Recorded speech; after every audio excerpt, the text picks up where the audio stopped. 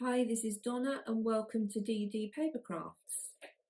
For today's project we're going to be making this designer inspired handbag gift bag. It has got some faux and some metal hardware, and it just opens by putting your hand in and pulling the flap out like so, which is how the designer bag also closes. To make the base of the bag, I'm using super smooth black card from Linda Chapman's World of Paper from Creative Crafting World, and this is a 200 GSM. For the front and back panels of the bag, you need two pieces which measure 10.5 inches by the width of a sheet of A4 paper. For the inside front and back panels, you require a piece which is 10.5 by 2.5. I'm going to run one of the front inners and the front panel through my die cutting machine at the same time to ensure that my handle holes are in exactly the same place. I have positioned my hole so that the centre of the hole is 1.5 inches from the top edge and 2.25 inches from the left and the right hand side. I've now added my holes, which measure 1/2 inch in diameter, to my front inner and my front panel, my back inner and my back panel. I've then prepared my front and back panel by creating a faux stitching design using my school board and a dressmaker's tracing wheel. And the reason I cut my holes before doing the scoring is because on a previous attempt, when running this through the die cutting machine, it flattened the scoring marks. So I'm now going to take my front and back panels, and along the A4 width side, I'm going to score on both at 1/2 inch.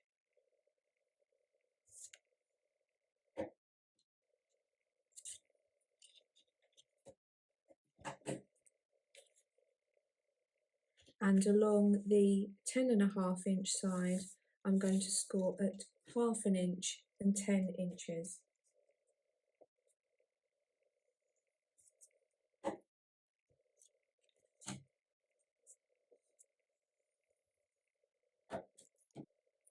Having made my score lines, I'm going to measure down from the top edge 6 inches and make a pencil mark within the tab.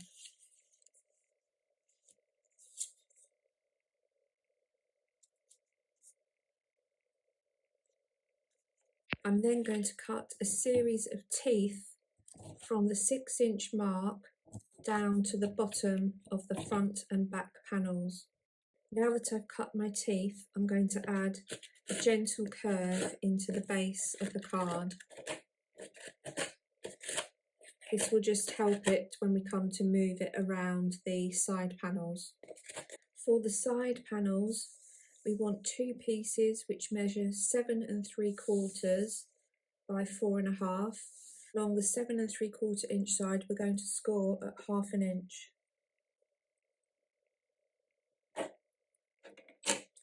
We're then going to fold the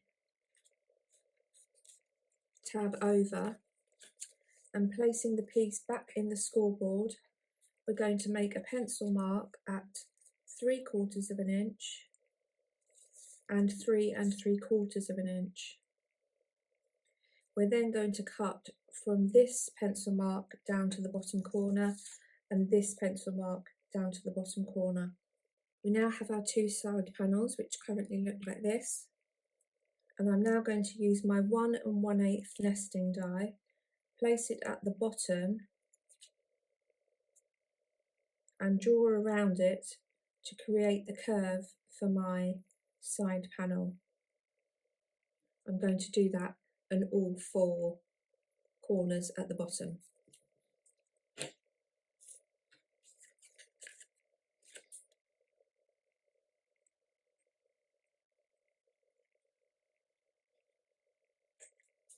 I'm going to lay this one on top of this one and use it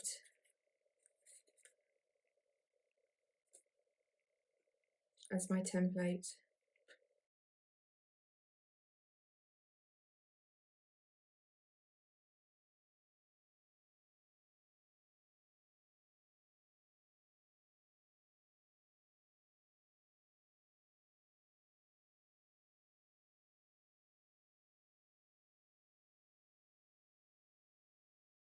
And then just going to cut a wedge into the tops.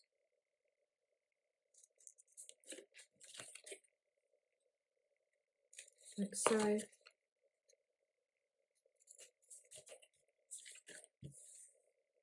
And our two side panels are now ready. I'm now going to adhere the front panels, the back panel and the side panels together.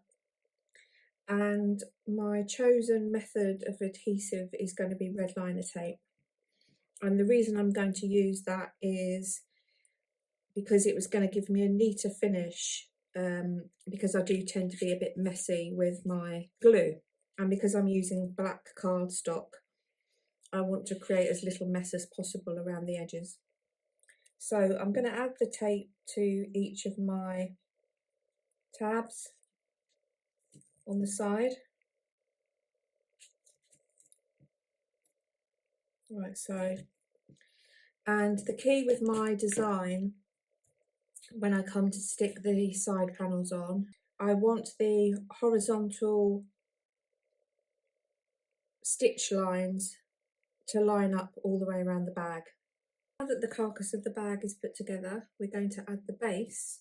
To tray you need a piece which is 9.5 by 3.5, and for the inner tray you need a piece which is 10.5 by 3.5, and along the 10.5 inch side you're going to score out 1/2 inch and 10 inches. We're then going to burnish the score lines on the inner tray.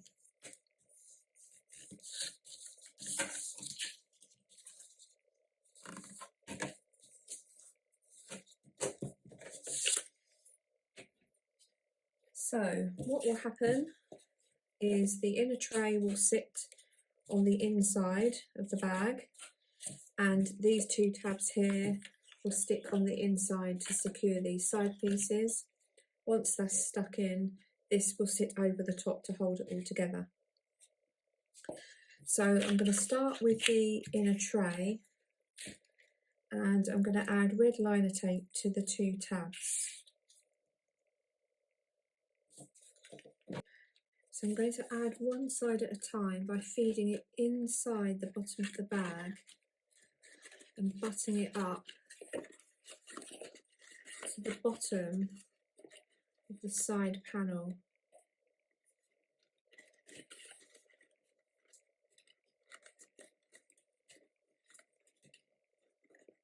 Like so.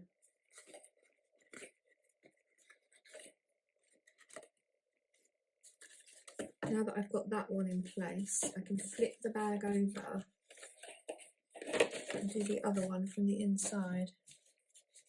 Because there's a slight dip, I'm going to add some additional red liner tape to the edges of the tray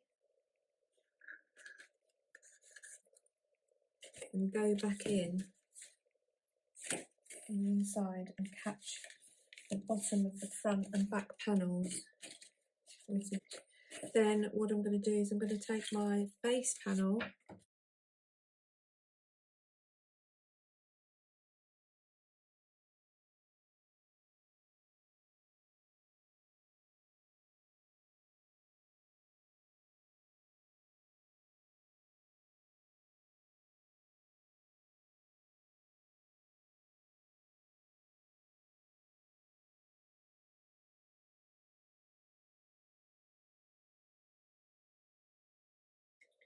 and I'm going to put construction glue in this centre panel. What this will do is, as this dries, this will set very hard to create strength in the base of the bag. I'm then going to line up the ends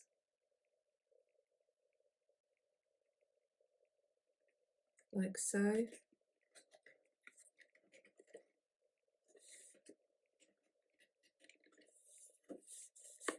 Then I'm going to go in from the inside and burnish that down thoroughly.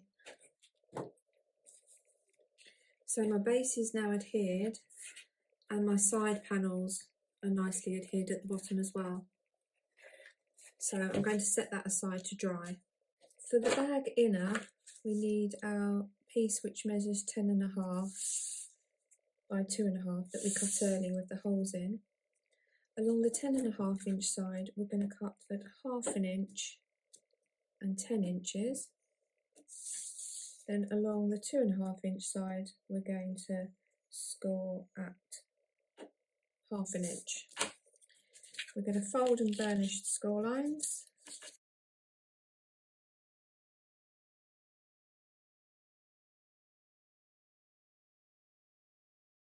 And we're going to cut away the top corners.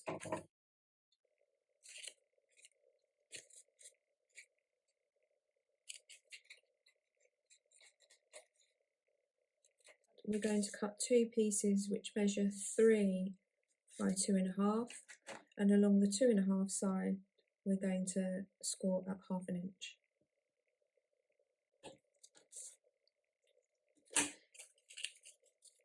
Fold and burnish. So what's going to happen is this small section is going to be adhered to here, then we'll adhere the long section, then we'll adhere the small section, and that's going to create the inner panel for our bag. Now what I'm going to do so that this sits nicely inside the bag is I'm going to add some red liner tape around each of the handle holes, because if this moves further inside the bag, you'll get a gap between the 2 holes. So I'll go ahead and do that and then come back. I've now glued my inner section together and I've added my red liner tape around my holes. I'm now going to add red liner tape around the top edges. So what will happen is the inner will sit inside like so. It will be a snug fit, but it's going to create a nice edge along the top.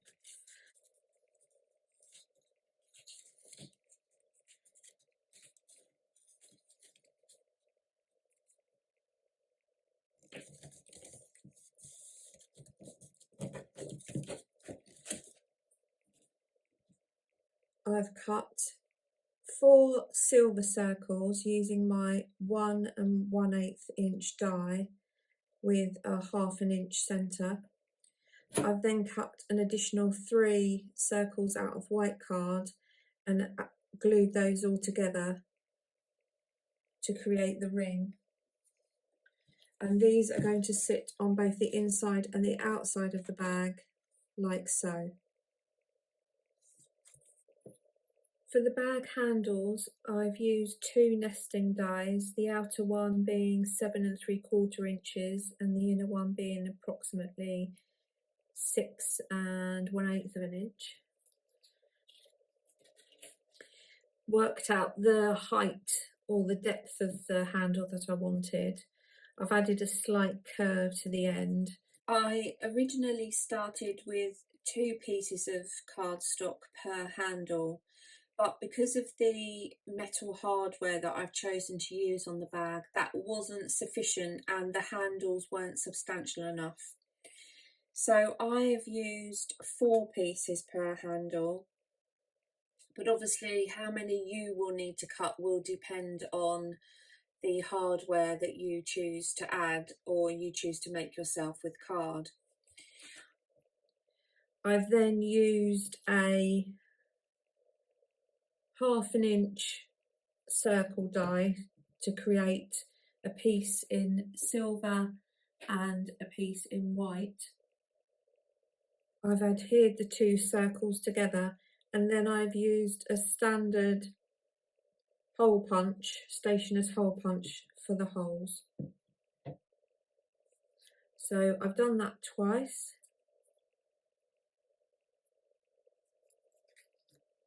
The final element of the bag is a flap which sits internally. I've used a piece of cardstock which measures 8 1/4 by 8, but you can have this any length that you want.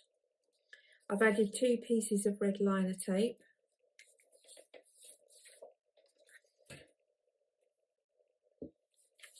And I'm going to add this to the inside of the bag on the back panel, and the flap will sit inside like so. This is as per the bag which was my inspiration, and the idea is you just put your hand in and pull the flap out. So I'm now going to put these final elements together, and I'll show you the bag once it's completed. So the bag is now together, the handles are on, and I've used some Springate O-rings which I purchased from Amazon, which are 38mm ones, which are just the right size. So I hope you've enjoyed this project. As always, if you've enjoyed watching the video, please give me a thumbs up.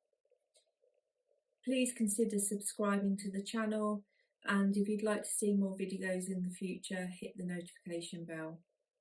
Until next time, thank you for watching.